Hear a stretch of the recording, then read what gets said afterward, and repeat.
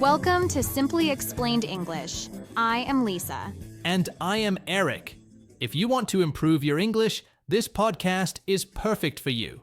So, let's get started and make English learning easy.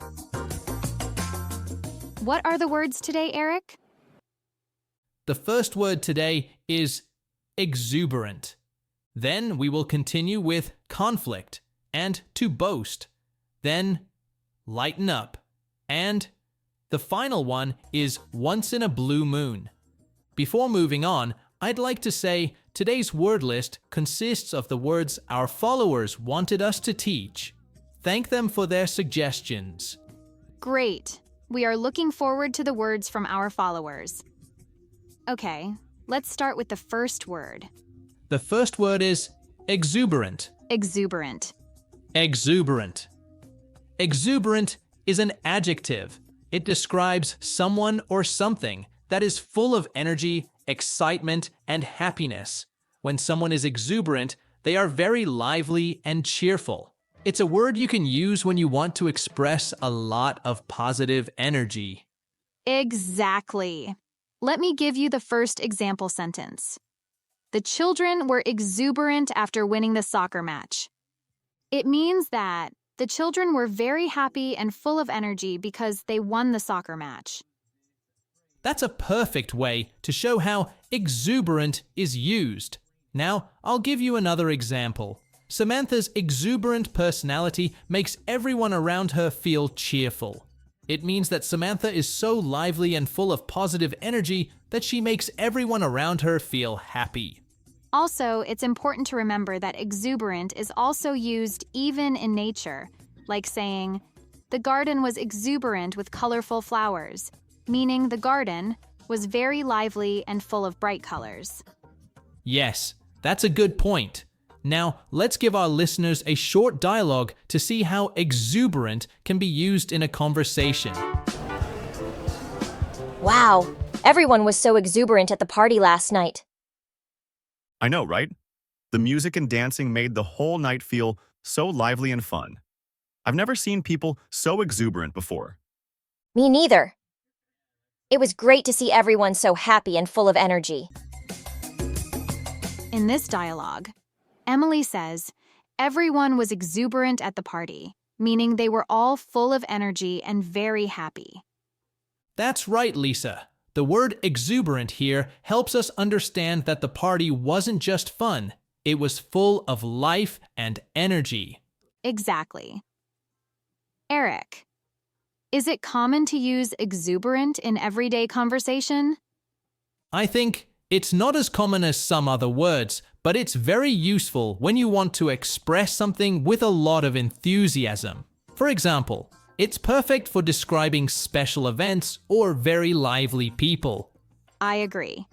And for our listeners, using exuberant in the right situation can really make your English sound more expressive and interesting. Absolutely, Lisa.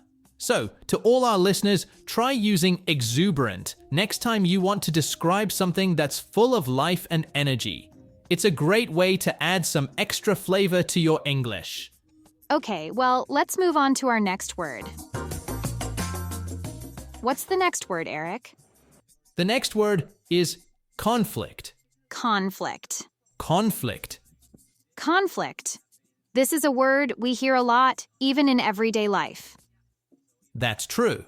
Conflict means a serious disagreement or argument. It can be between people, groups, or even countries. Is it like different ideas or opinions where people disagree strongly? Yes, Lisa. For example, you might hear someone say, "There's a lot of conflict in that family." Does it mean that the family members argue and disagree a lot? They don't get along very well? Exactly. Can you give the next example, Lisa? Okay, this is mine. The two countries had a conflict over territory. This means that the two countries disagreed strongly about who owned a particular area of land. Good example. Lisa, now let's talk about how to use this word. Conflict can be used as both a noun and a verb. As a noun, we can say a conflict or the conflict. As a verb, we say to conflict with something. Their schedules conflict with each other, which means their schedules don't agree or match up. Yes. Now let's listen to a short dialogue where conflict is used. Hey, did you hear about the meeting this morning? No, what happened? There was a bit of a conflict between John and Sarah about the new marketing plan. They really disagreed. Oh no, really? That's not good. Because of the conflict, we might not continue the plan. In this dialogue, the colleagues are talking about a conflict that happened during a meeting. Yes, and it sounds like this conflict was a bit unusual for them because they usually work well together. Exactly, Lisa. Conflicts can happen in many different situations, at work, at home, or even between countries.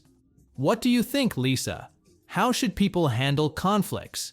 I think the best way to handle a conflict is to talk about it calmly and try to find a solution that everyone agrees on. It's important to listen to the other person and to be respectful. I agree with you, Lisa. I think communication is key. If you talk openly and honestly, you can usually find a way to solve the conflict. That's right, Eric. Remember, conflict means a serious disagreement or argument. We hope our followers learned something new today. Okay, let's move on to our next word. What's next on our list, Eric? The next word is to boast. To boast. To boast. Okay, let's explain what to boast means. To boast is a verb that means to talk with too much pride about something you have done or something you have. Is it similar to brag about, the word we have learned in episode 75? That's right, Lisa. We had explained brag about in episode 75. It's very similar. Now let me give an example sentence. John always boasts about his new car to his friends. Good example. It means that John often talks proudly about his new car to his friends in an uncomfortable or annoyed way. Can you give us the next example, Lisa? Sure. Here's my example. The company boasted about its high sales figures. Great one. It means that the company talked very proudly about how much they had sold, probably to make themselves look good. Now, let's talk about how to use this word. To boast is often followed by about when we're talking about the things someone is proud of. We can say, to boast about something. That's right. We can also use it with that, like, he boasted that he was the best player on the team. Good point, Eric. Now let's listen to a short dialogue using our word to boast. Hey, did you hear about Tom's new job? No. What about it? Well, he won't stop boasting about it. He keeps saying it's the best job in the world and that he's making so much money. That's too bad. It's not nice to boast so much. Maybe he's just very excited? Maybe. But I wish he would tone it down a bit. It's making everyone uncomfortable. You're right. Maybe we should talk to him about it. That was a great dialogue. The friends used our word to boast to talk about Tom, who was talking too proudly about his new job. Yes, they did. Do you think it's ever okay to boast, Eric? That's a good question. I think it's okay to be proud of something, but maybe not to boast too much. I agree. It's nice to share good news, but boasting can make other people feel bad. Yes, it can be annoying sometimes. I prefer it when people are more modest. I feel the same way. I think being in balance with your success is better than bragging about it. Good point, Lisa. Well, I think our followers have understood the word to boast. Let's move on to our next word. The next word is lighten up. Lighten up. Lighten up. Okay, so what does lighten up mean, Eric? Lighten up means to relax and not be so serious or worried about something. Exactly. It's like saying, take it easy, or chill out. Yes, Lisa, we also explained chill out in episode 76. Our followers can watch it to understand, chill out, and lighten up. Okay, we often use it when someone is being too serious or stressed about something. Let's give our listeners some examples. Lisa, would you like to go first? Sure, here's an example. Come on, John, lighten up. It's just a game, you don't have to win every time. So, in this example, John is probably taking the game too seriously, and the speaker wants him to relax and enjoy himself. Perfect. Here's another example. I know you're stressed about the presentation, but try to lighten up a bit. It'll be over soon. In this case, the speaker is trying to comfort someone who is feeling anxious about their presentation. Right. Now, how about a sample dialogue, Eric? Sounds good. Sarah, honey, why are you sitting here all alone? The other kids are playing tag. I wanted to play hopscotch, but Emily said I couldn't join their game. Oh, sweetie, I'm sorry to hear that. Honey, lighten up. Why don't you go find another game to play? Or you can even start your own game. Okay, Mom. You're right. Maybe I'll ask Michael and Ben if they want to play tag with me. Ah, that was sweet.